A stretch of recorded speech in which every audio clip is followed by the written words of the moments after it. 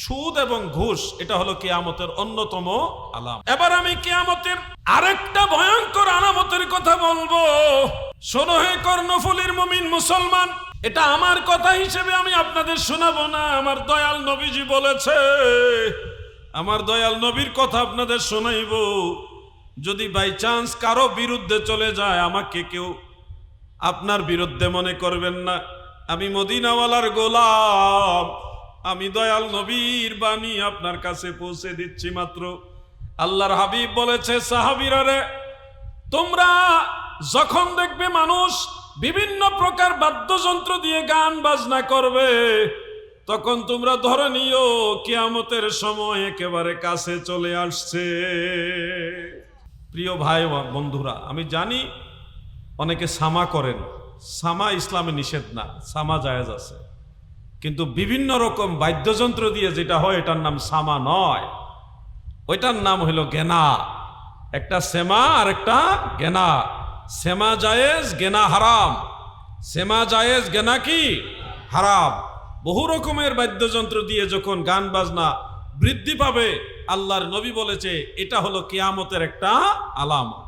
যারা এই ধরনের বাদ্যযন্ত্র দিয়ে হারাম গান বাজনার সাথে জড়িত থাকবে, আল্লাহর হাবিব বলেন, সুনান আবি দাউদের মধ্যে উল্লেখ, দয়াল নবী বলেন, তারা যখন মারা যাবে, মৃত্যুর আগে তারা শুকাইতে শুকাইতে অথবা রোগাক্রান্ত হতে হতে তাদের চেহারাটা হয়ে যাবে বিকৃত চেহারা, বিভিন্ন পশুদের মতো চেহারা। আমার নবীজি বলছে, তোমরা এই হারাম কাজে জড়িত হও না, তাহলে দুনিয়াতেও তোমরা লাঞ্ছিত হইবা, আখিরাতেও লাঞ্ছিত হইবা। আমার আল্লাহ আমাদেরকে নবীর তরিকা মোতাবেক চলার তৌফিক দেন, বলেন আমিন। ইয়াস্তাহিল্লুনাল হিররা ওয়াল হারিরা ওয়াল মাআজিফ, সহিহ বুখারীর মধ্যে উল্লেখ আছে, এমন কিছু কওম বের হবে, এমন কিছু দল বের হবে, তারা ইয়াস্তাহিল্লুনা, তারা হালাল মনে করবে। কি হালাল মনে করবে? রেশমের তৈরি পোশাককে হালাল মনে করবে, মদ খাওয়া হালাল মনে করবে, নাউজুবিল্লাহ বলেন। এমনকি বিভিন্ন প্রকার বাদ্যযন্ত্রকেও তারা হালাল মনে করবে। এমন কিছু দল আমার উম্মতের মধ্য থেকে বের হবে, নাউজুবিল্লাহ। 1450 বছর আগে আমার দয়াল নবীজি বলে গেছেন, কিয়ামতের একটা অন্যতম আলামত হলো বিভিন্ন প্রকারের বাদ্যযন্ত্র দিয়ে গান বাজনা করা। আল্লাহর হাবিব বলেন, ও আমার উম্মতেরা শোনো,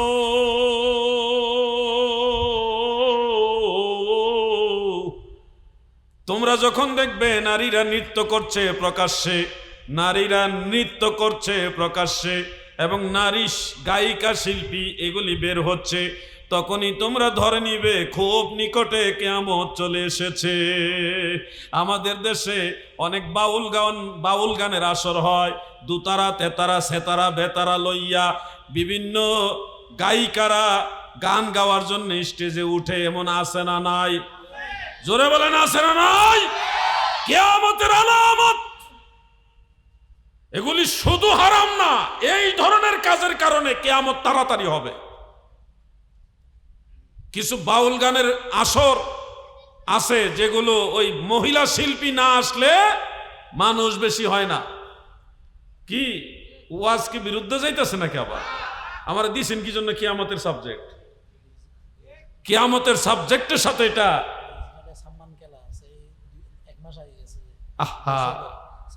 সম্মান খেলা, এটা আবার মনে এক জাতের খেলা। 8-9 লক্ষ টাকা খরচ করে মহিলাই না নাচায়। এই হইল আমার বাংলার মুসলমান। যারা এই কাজগুলি করে তারা নিশ্চয়ই মারা যাবে না। মারা যাবে এরা? না না, মারা যাবে। যারা এই হারাম কাজগুলি করতেছে, 7 লক্ষ টাকা খরচ করে মহিলাই না নাচাইছে, এরা মারা যাবে না? মারা যাবে? জোরে কন্যাকে আপনার মারা যাবে না? এদের কি বিচার হবে হাসরের ময়দানে? তাহলে আমি বেশি কিছু বলবো না, শুধু একটা ছন্দ বলি। দুদিনের পরে যাহা যাবে চলে, সেই ঘি লটি ও লটি পালটিলে, মিশে মোহ বসে জ্ঞান হারাইলে, না চাহিবই যে নিলে আক্ষেপে রোশেলো। দাদু আমার, আমরা তরিকতপন্থী, আমরা আল্লাহর জিকির পছন্দ করি, শ্যামা কাওয়ালি পছন্দ করি। যখন তরিকতের মজলিসে বসি তখন অনেকগুলো ভাই বেরাদর একসাথে বসে, মহিলা না, মহিলারা মহিলাদের জায়গায়, আমরা পুরুষরা আলাদা একসাথে এক জায়গায় বসে মাওলার নামের জিকির করি। সেখানে এক দুইজন সামা বলে, শ্যামা বলে, আর বাকিরা সবাই জিকির করে। এটা মাওলার ইবাদতের, মাওলার দিকে মশগুল হয়ে থাকার অন্যতম একটা সুফিয়ানা সিস্টেম। এটা আল্লাহর ওলিদের জীবনীতে আছে, অনেক হক্কানি দরবারেও আছে, কিন্তু সীমা লঙ্ঘন করা যাবে না। আপনি যদি মজা লাগাইবার জন্যে মহিলা শিল্পী আইনা গান গাওয়ান, বাউল গান করেন, তাহলে দাদু আমার, আমি আপনাকে বুঝাইয়া হেদায়েত করতে পারবো না। হেদায়েতের মালিক আল্লাহ। আপনি আল্লাহকে ভয় করেন। ইয়া আইয়ুহান নাস, হে মানব সম্প্রদায়, আল্লাহ তাআলা শুধু মুসলমানদের বলে নাই, সব মানুষদেরকে ডেকে বলতেছেন, ইত্তাকুল্লাহ, আল্লাহকে ভয় করো। কাকে ভয় করো? আল্লাহকে ভয় করো, এবং কিয়ামতের দিনকেও ভয় করো। কিয়ামতের দিনকেও ভয় করো, সেই কথা আল্লাহ তাআলা বলেছেন। দাদু আমার, এই জন্য আপনাদের এলাকায় যদি এই সিস্টেম থাকে, ধীরে ধীরে ধীরে ধীরে সিস্টেমগুলি চেঞ্জ করবেন। কোনো মহিলা শিল্পী দিয়ে গান গাওয়াবেন না, পুরুষ শিল্পী দিয়েও দরকারটা কি? এগুলো তো নিষেধই। আপনারা তরিকতের মজলিসে বসবেন, যেখানে ইসলামী শরীয়তের আইন মোতাবেক সেমা হয়, ওখানে বসবেন। কিন্তু ওই হারাম জ্ঞানার মধ্যে, মহিলা হোক আর পুরুষ হোক, হারাম জ্ঞানার মধ্যে বসা যাবে না। আমরা ওলি আল্লাহর পথে আসি না নাই? ওলি আল্লাহর বাংলাদেশ, এই শহীদ গাজীর বাংলাদেশ, রহম করুন আল্লাহ, রহম করুন। আমার দাদু ভাইরা, সংক্ষেপে আলোচনাটা আমি এটা শেষ করতে চাই।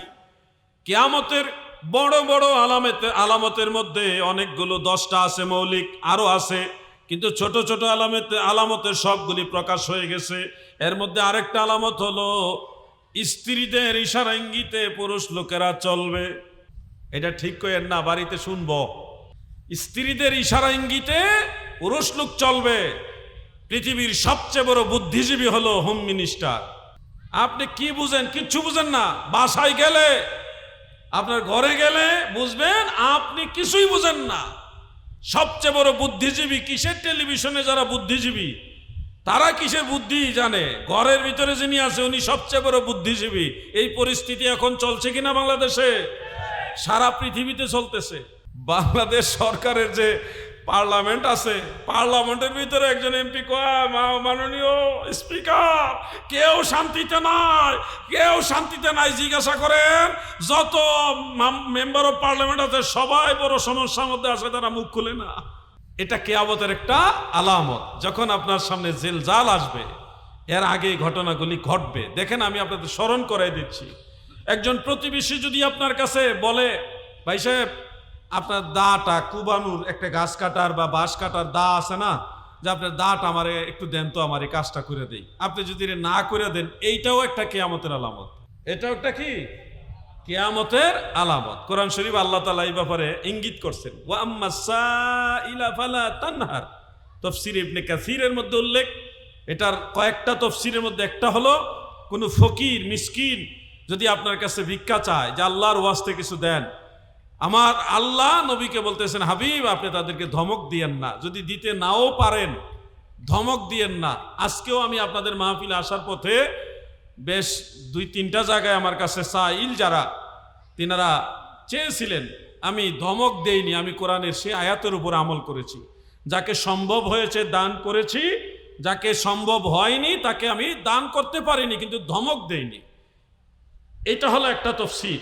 আরেকটা তাফসীর হলো, কোনো ভাই প্রতিবেশী যদি তার প্রতিবেশীর কাছে, ভাই ভাইয়ের কাছে, অথবা এক বোন আরেক বোনের কাছে, বোন বলতে প্রতিবেশী বোন, যদি বলে যে আপনার কড়াইটা আমাকে দেন, আপনার বড় ডেকটা আমাকে দেন, আমি একটু বেশি তরকারি রাঁধতে হবে, মেহমান বেশি আসছে, আপা বা অমুক, আপনি আমাকে একটা চামচ দেন বড় দেখে।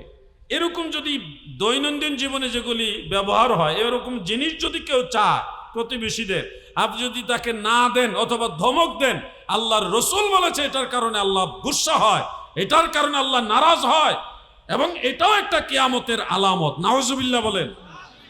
তাহলে আমরা আমাদের ব্যবহারের জিনিসগুলো প্রতিবেশীদেরকে দিয়ে সহযোগিতা করব ইনশাআল্লাহ বলেন। আমার দাদু ভাইরা, এবার কিয়ামতের আরেকটা আলামতের বিষয় আপনাদেরকে স্মরণ করায় দেই। শুনুন আমার ভাইরা, নবীজি বলছে তোমরা কোনো কাজকে হালকা ভাবে নিও না, ছোট্ট একটা গুনার কাজকেও হালকা হিসেবে নিও না। কেননা এই ছোট ছোট গুনাহ একসাথে হয়ে একদিন তোমার বিপদের কারণ হয়ে যাবে। অনেক গুনাহ আছে, অনেকে অবহেলা করে না, অনেক আছে না ভাই, অবহেলা করে, কইটা সুডো মাকরু, এটা মাকরু, না করলে অসুবিধা নাই। এই ধরনের বিষয় আমাদের সমাজে প্রচলিত আছে। কোনো গুনাহকে অবহেলা করতে নাই। আল্লাহর হাবিব রাহমাতুল্লিল আলামিন বলে, তুমি যদি সম্ভব হয় একজন মানুষের সাথে হাসি মুখে কথা বলো, এটার উসিলাও আল্লাহ তোমাকে দয়া করবে। সুবহানাল্লাহ বলেন। হাসি মুখে কথা বলা। আপনার স্ত্রী বাড়িতে আছে না, স্ত্রী যারা বিবাহিত তাদের স্ত্রী আছে, আপনার স্ত্রীর সাথে যদি হাসি মুখে কথা বলেন, এটা সওয়াব, এটা সদকা করার সমান সওয়াব। দান করলে, সদকা করলে যে সওয়াব, আপনার স্ত্রীর সাথে হাসি মুখে কথা বললে ওই সমান সওয়াব। সুবহানাল্লাহ। এটা কিন্তু আপনারা চাইলে সহজেই করতে পারেন, কিন্তু করেন না তো। স্ত্রী সারা বছর এই বেচারি রান্না করে আপনাকে খাওয়ায়, একদিন যদি তরকারিতে লবণ কম হয়েছে, তাইলে এটা ধরতে অথবা লবণ কম হওয়ার কথাটা কইতে কিন্তু দেরি করেন না। কি রাঁধছ, লবণ দিছ না, এরকম আছে না ভাই? রাগ করবেন না। স্ত্রী 10 দিন রান্না করছে, একদিন একটু বেশ কম হইতে পারে। যেদিন ভালো রান্না করে সেদিন তার প্রশংসা করেন না, করেন? ভালো রান্না করছে প্রশংসা করেন না। স্ত্রী জিজ্ঞাসা করে তরকারিটা কেমন হয়েছে, আপনি প্রশংসা তো করেন না, মোটামুটি। শুনুন, মোটামুটিও যদি ভালো রান্না করে, একেবারে ভালো যদি না হয়, মোটামুটিও যদি হয়, তারপরেও বলবেন তোমার রান্নাটা আজকে ভালো হয়েছে। তখন ওই মেয়েটা, ওই মহিলাটা যে সারা দিন কষ্ট করে তরকারি কোটাকুটি করেছে, রান্না করেছে, ধোয়া মোছা করেছে, সমস্ত পরিশ্রম তার সার্থক হয় এই ছোট্ট একটা প্রশংসার কারণে।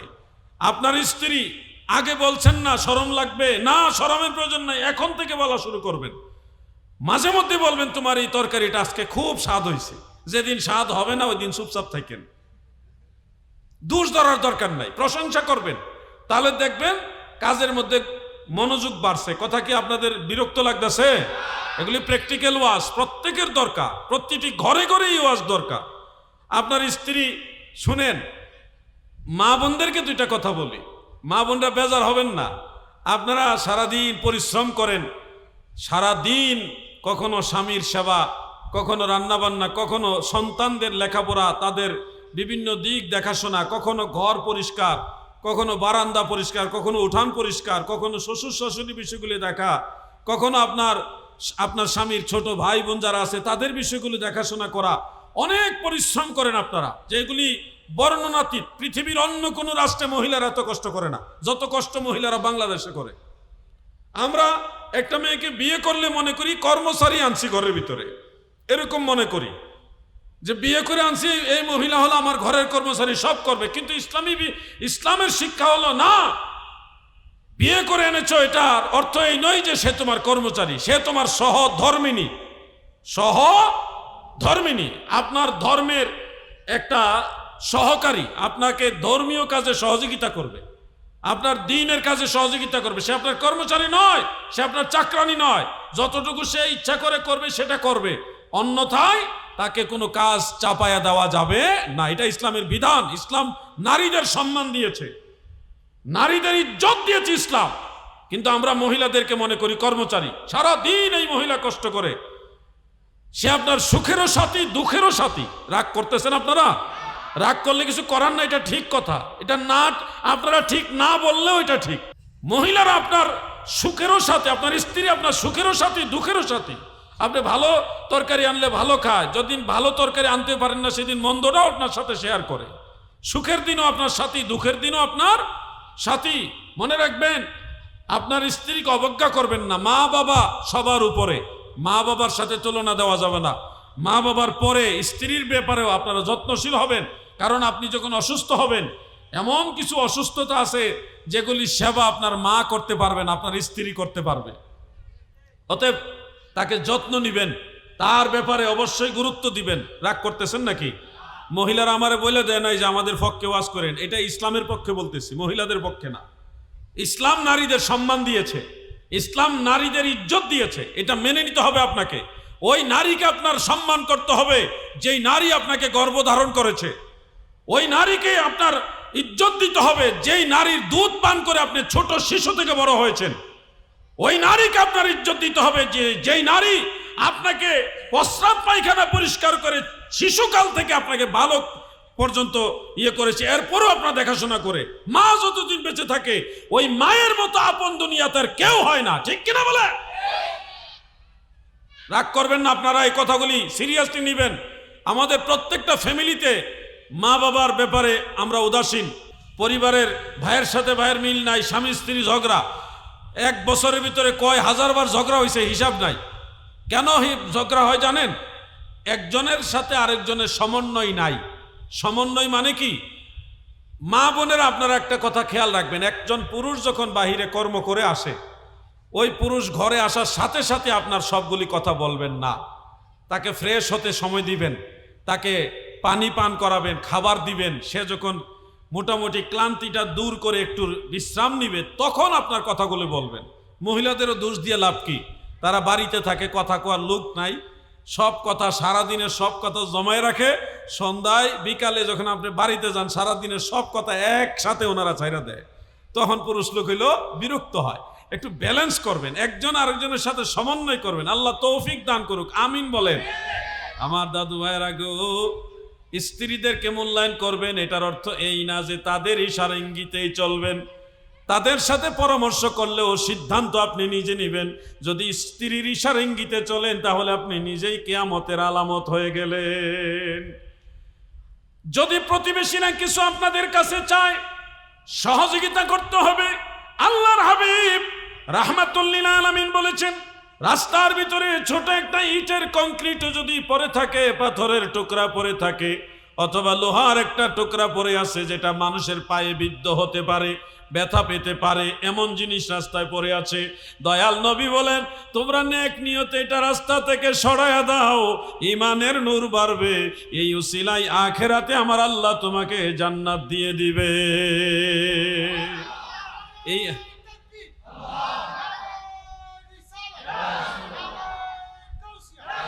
আজকে এই মাহফিলে আসার পথে,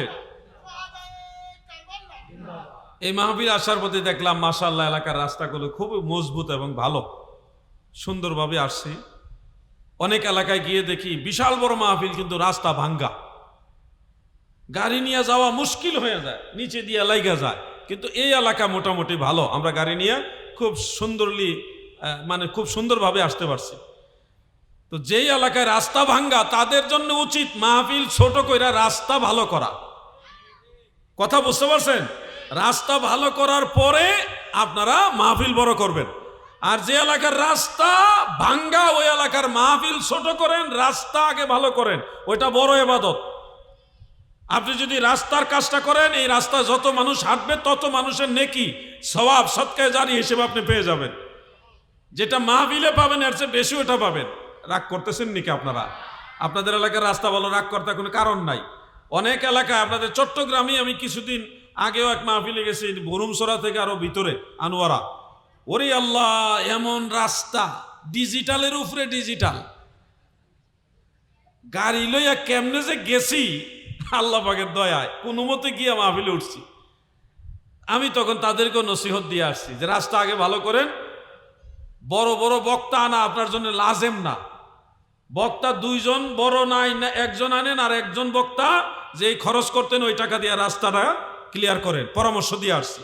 আমাদের দায়িত্বশীল হতে হবে। যুবকরা, আমি কিন্তু মাটি কাটছি, জেহাদি সাহেব মাটি কাটছেন, এটা আবার কেমন কথা? আমি মাটি কাটছি, নামাজ পইরা, ফজরের নামাজ পইরা বন্ধুদেরকে বলছি, দোস্ত আমরা এই যে রাস্তাটা আসি, এই জায়গাটা ভাঙ্গা, ওই জায়গাটা ভাঙ্গা, আমরা একটা কাজ করি, মুরব্বীদের অনুমতি লইয়া যেখান থেকে মাটি আনা সম্ভব ওই মাটির যে জায়গার মালিক তাদের সাথে আলোচনা কইরা তারপর ওই মাটি কাটটা রাস্তা ঠিক করছি।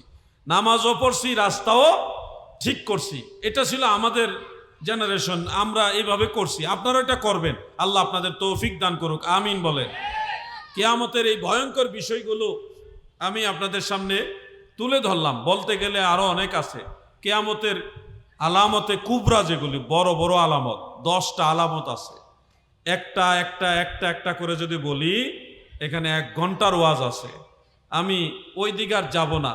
কিয়ামতের আগে আপনাদেরকে ছোট ছোট কিছু আলামতের ব্যাপারে বললাম, আপনারা সতর্ক হবেন, সচেতন হবেন।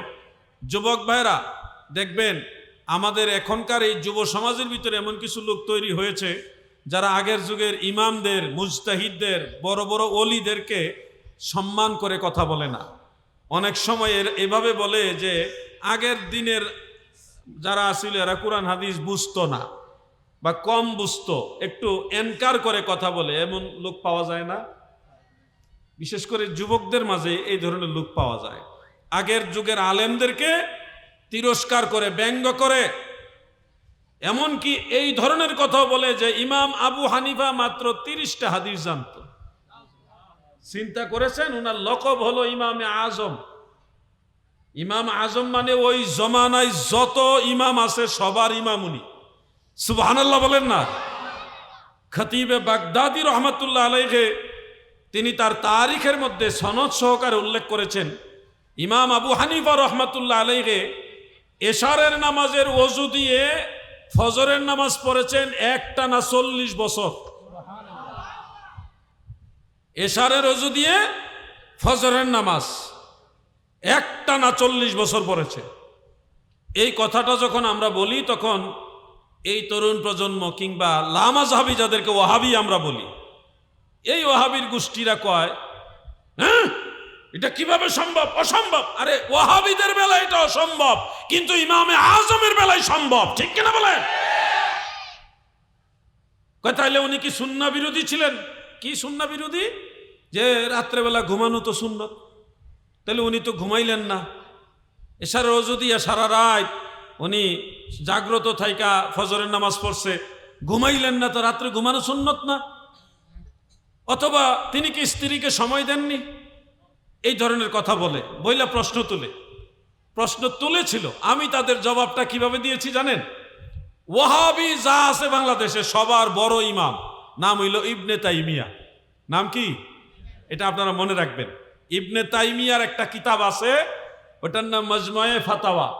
মাজমুয়ে ফাতাওয়া। সেই কিতাবের মধ্যে উল্লেখ আছে, সাহাবীদের মধ্যে, তাবিঈদের মধ্যে এবং সলফে সালিহিনদের এক দল, তারা ইমাম আবু হানিফা যেমন এশারের ওযু দিয়া ফজরের নামাজ পড়ছে, সাহাবী, তাবিঈ, সলফে সালিহিনের এক দল তারাও এশারের ওযু দিয়া ফজরের নামাজ আদায় করছে।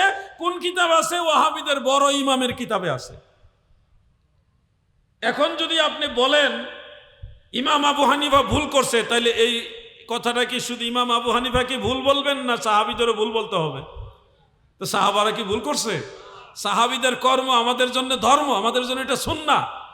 তিনাদের অনুসরণ করা আমাদের জন্য কি সুন্নাহ। আব্দুল্লাহ ইবনে ওমর, এরকম বড় বড় আব্দুল্লাহ ইবনে জুবায়ের রাদিয়াল্লাহু আনহুমা, বড় বড় সাহাবীরা, তিনারা এশারের ওযু দিয়ে ফজরের নামাজ পড়ছে। কেউ 30 বছর, কেউ 25 বছর, কেউ 50 বছর একটানা এশারের ওযু দিয়া ফজরের নামাজ পড়ছে। বড় বড় আল্লাহর ওলিরা এই ধরনের আমল করছে। আমি তখন এই দলিলগুলো আমার ফেসবুক পেজের মধ্যে নাকি আইডির মধ্যে আমি একেবারে আরবি এবারত বাংলা অনুবাদ সহ দিয়া মেনশন করে ছাড়ছি। এখন আর ওয়াহাবিরা মাতে না, মাতবো কেমনে? তাদের বড় হুজুরের কিতাবেই দলিল আছে। দোষ ধরছে ইমাম আবু হানিফার। বড় বড় ইমামদের ভুল ধরে যারা, এরা কিয়ামতের আলামত। ওই দৃষ্টিতে প্রত্যেকটা ওয়াহাবি, এক একটা ওয়াহাবি এক একটা কিয়ামতের আলামত, এক একটা ওয়াহাবি এক একটা কিয়ামতের আলামত। এরা বড় বড় ইমামদেরকে দোষারোপ করে, ইমামদের দোষ ধরে, ইমামদেরকে নিন্দাচার করে, ঘৃণা ছড়ায়। আল্লাহ তাদের ফিতনা থেকে আমাদের হেফাজত করুক, আমিন বলেন। রাত্রে ঘুমানো যেমন সুন্নত, না ঘুমানোও সুন্নত। আমার দয়াল নবীজিও সারা রাত জেগে থাকতেন, ইবাদত করতেন, এরকম হাদিসও আছে। তুমি এক হাদিস পড়ছো, আরেক হাদিস জানো না। কিছু হাদিস আছে দয়াল নবীজি এশা নামাজ পড়ে ঘুমাইতেন, এটাও আছে হাদিসে। আবার অনেক হাদিস আছে নবীজি সারা রাত জাগ্রত থেকে ইবাদত করছেন। তো তুমি তো ওইটা পড়ো নাই ভাই। তুমি এক হাদিস পড়ে ইমাম আবু হানিফাকে ভুল ধরতা গিয়া তুমি তো হানাফি মাযহাবের ঠকাইতে যায় তুমি চিন্তাই করলাম না যে এরকম আরো বহু ইমাম আমল করছে। তাদের ফিতনা থেকে আল্লাহ আমাদের হেফাজত করুক, আমিন বলেন।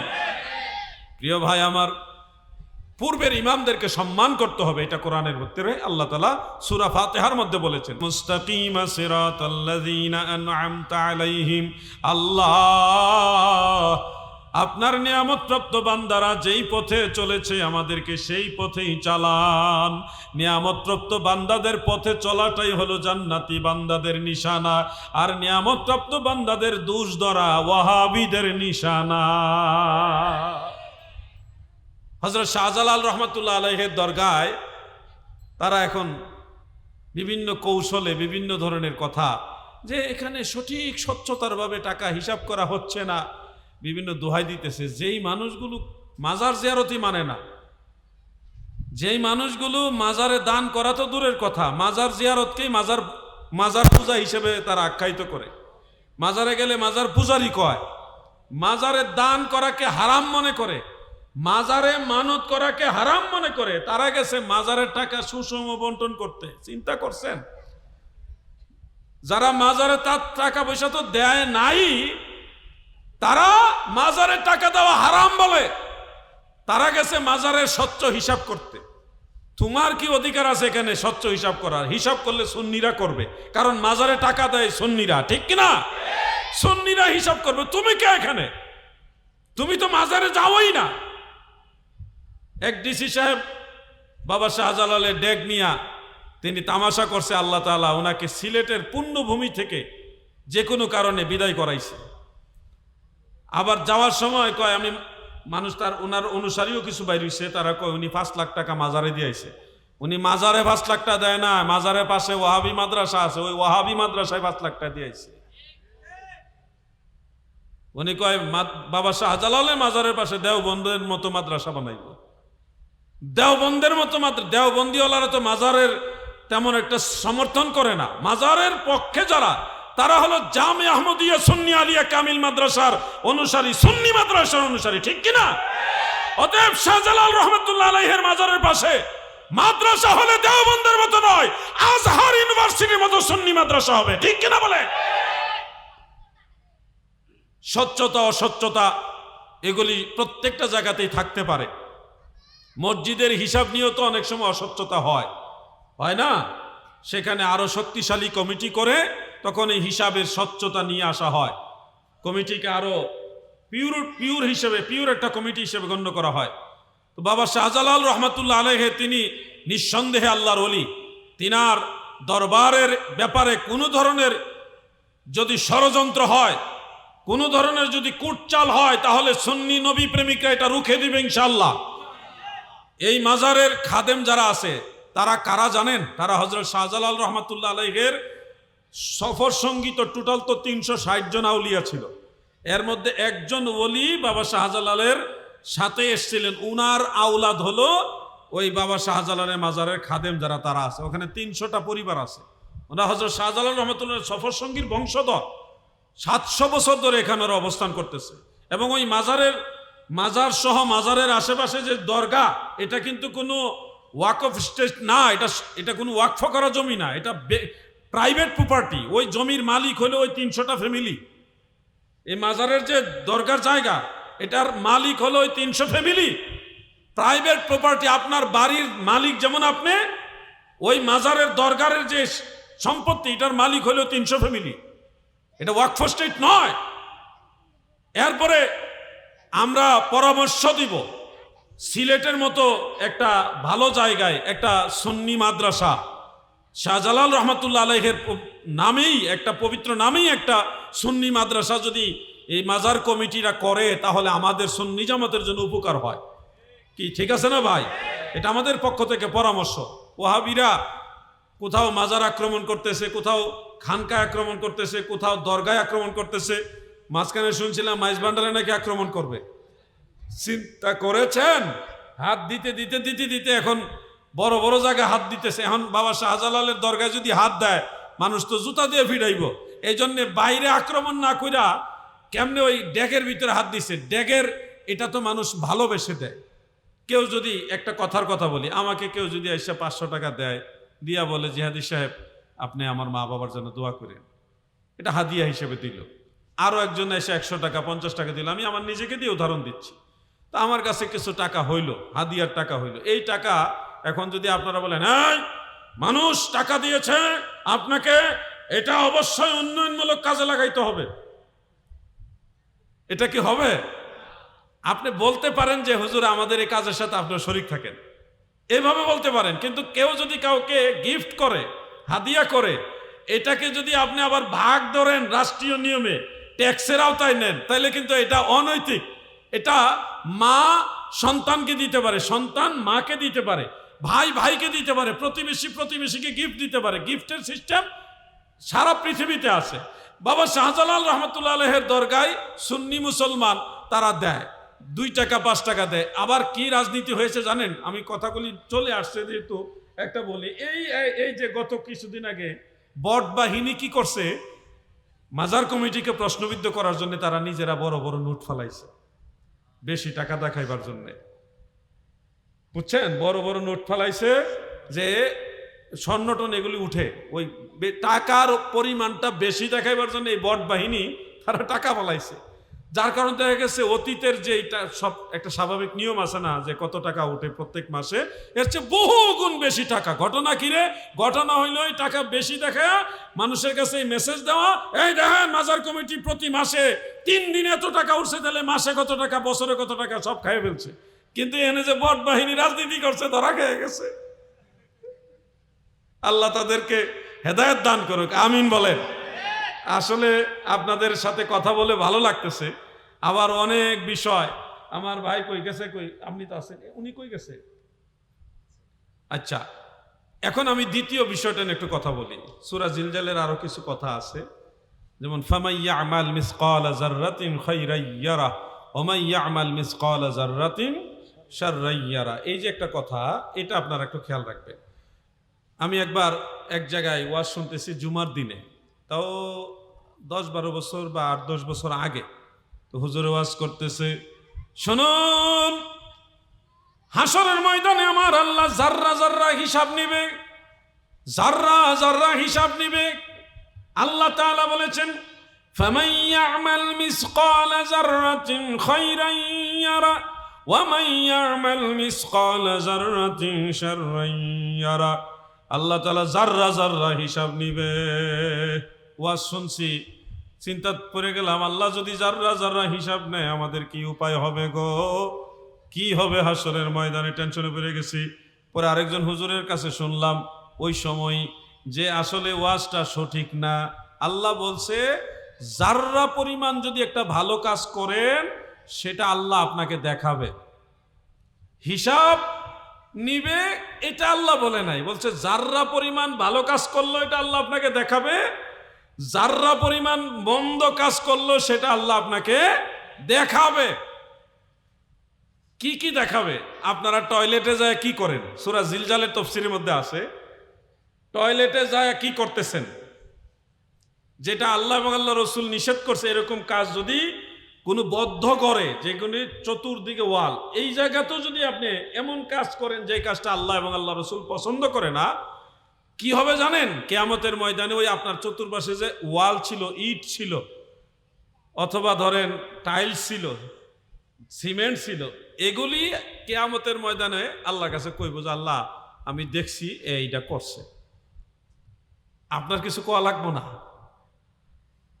আল ইয়াউমা নাখতিমু আলা আফওয়াহিহিম, আল্লাহর মুখ, আল্লাহ তাআলা আপনার মুখ বন্ধ করে দিবে, কিন্তু হাত পা এগুলির জবান খুলে দিবে। আর আপনি যে ঘরের ভিতরে কি করছেন, রাস্তাতে হেঁটে গেছেন, ওই মাটি আপনার কি করছেন, পাপ কাজ করছেন, মাটি বলে দিবে, ওয়াল বলে দিবে, পাথর বলে দিবে, ইট বলে দিবে, এগুলো সবগুলির জবান আল্লাহ খুলে দিবে, বলে দিবে। আপনি লুকাইতে পারবেন না, আপনার মুখ বন্ধ করে দিবে আল্লাহ, আপনার জবান বন্ধ করে দিবে, কিন্তু যেখানে যা কিছু করেছেন সবগুলো অটোমেটিক সবাই বলে দিবে কিয়ামতের ময়দানে।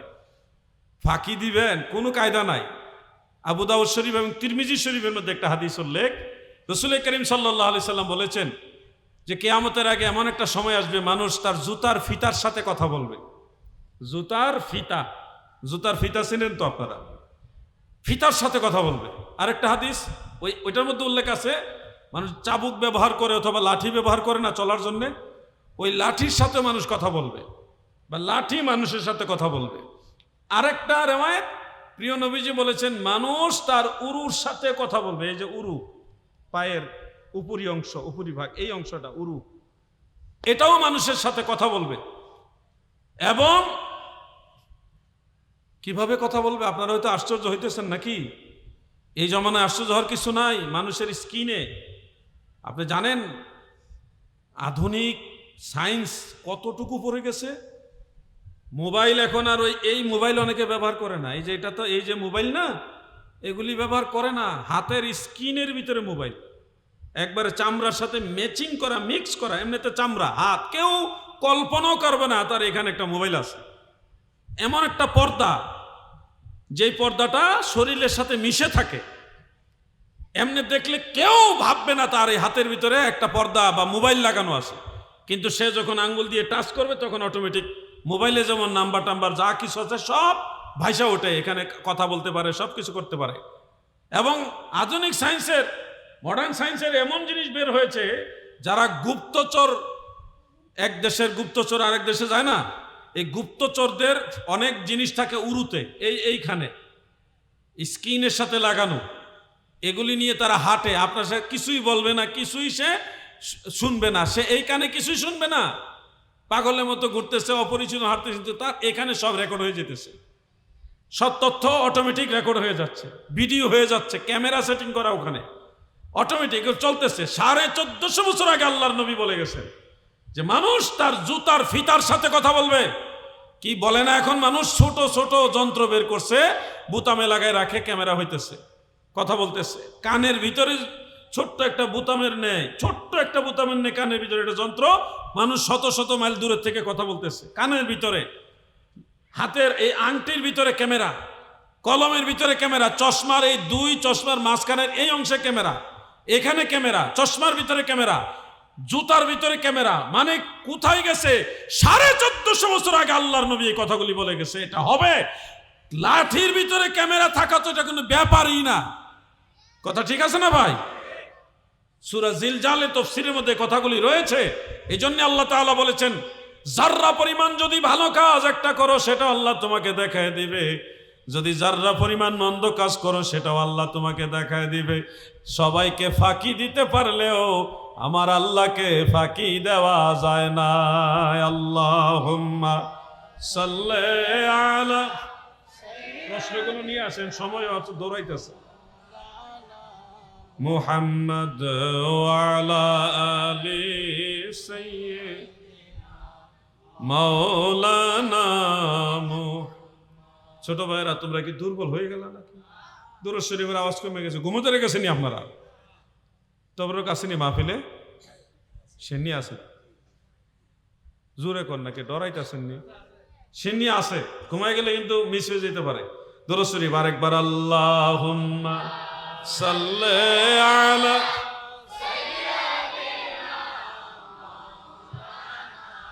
মুহাম্মদ ওয়া আলা আলি সাইয়্যিদিনা। সুন্নি যুবক ভাইয়েরা আমার, সারা দেশে মাজারের বিরুদ্ধে বিভিন্ন ষড়যন্ত্র চলতেছে, বিভিন্ন দরবারের বিরুদ্ধে ষড়যন্ত্র চলতেছে, পীর মাশায়েখদেরকে প্রশ্নবিদ্ধ করার জন্য বিভিন্ন ষড়যন্ত্র চলতেছে। মানুষের সামনে এটাই তুলে ধরার চেষ্টা চলতেছে যে মাজার খারাপ, পীর খারাপ, দরবার খারাপ, আর এরা হইল বালা। কারা? বলৎকারের গোষ্ঠী বালা। এমন কোন দিন নাই যেদিন বলৎকারের নিউজ পাই না। ছোট ছোট বাচ্চারা তাদের কাছে নিরাপদ না, এগুলি ডেঞ্জার। এই ওয়াহাবি খারেজিদের মাদ্রাসায় সন্তান পড়াবেন না। রাগ করবেন নাকি আপনারা এগুলি বললে? সন্তানদের মাদ্রাসা দিবেন না? গোটা জাতিকে আল্লাহ তাআলা এই ফিতনা থেকে হেফাজত করুক। ওই কওমে লুতের পুরা খাসিয়তটা তাদের ভিতরে, এইটার নামও কওম, আবার এই নামটা আবার ভাগ করে লইছে। কত দরবার বাংলাদেশে, কোন দরবারের মাদ্রাসায় বলৎকার হইছে এরকম খবর পাইছেন? বলৎকার খালি হিটা চয় কেন বুঝলাম না। আল্লাহর ওলিদের দরবারে তো মাদ্রাসা আছে, প্রায় সব দরবারই তো মাদ্রাসা আছে, কোথাও তো এই কাহিনী হইতে শুনি না। শুধু শুনি ওই মন্দির পূজারী যারা আছে এদের মাদ্রাসায় দুর্ঘটনা করতেছে। এই জন্য অলি আল্লাহদের দরবারে যাইতে হবে। আল্লাহর অলিদের দরবারে যে সকল যুবকরা যায় তাদের মধ্যে আদব কায়দা বেশি থাকে, ঠিক কিনা ভাই? মুরব্বীদের প্রতি সম্মান, মা বাবা মুরব্বী সিনিয়রদের প্রতি মান্যগণ্যতা এটা থাকে অলি আল্লাহদের পক্ষের যুবক যারা তাদের ভিতরে বেশি।